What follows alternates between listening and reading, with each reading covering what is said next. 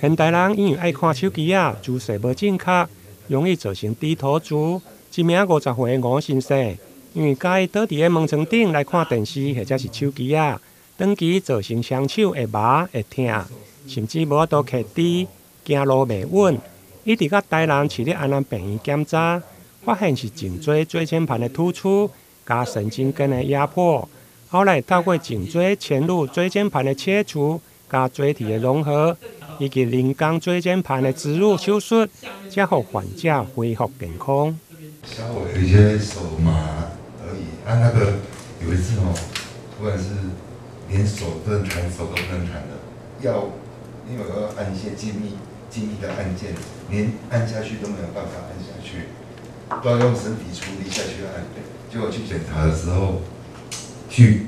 那个骨科医生检查的时候，他直接说不用拉了，我本来要去做复健嘛，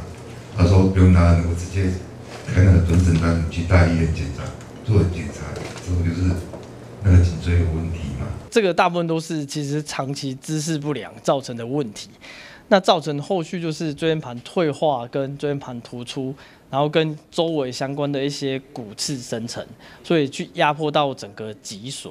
那压迫到脊髓跟压迫到周围的神经根，所以才会让它有手麻、手活动的功能出问题，跟脚走路不稳这件事情。所以我们这样子之后呢，后来就是直接帮他把就是坏掉的椎间盘，然后跟就是多增生的骨刺给拿掉。拿掉之后呢，再用人工椎体跟人工椎间盘，然后把它就是置换上去。那置换上去之后，给它提供适当的稳定度跟活动度之后，它后续就没有神经压迫问题啊，症状就可以减轻。医师表示，因为椎间盘的突出，容易破碎韧带的恢复，颈椎的脊髓腔就会被挤压造成狭窄。如果严重挤压到颈髓，有可能会造成颈椎退化性的脊髓病变，严重者会出现四肢瘫痪，或者是大小便功能障碍。因此，医师建议，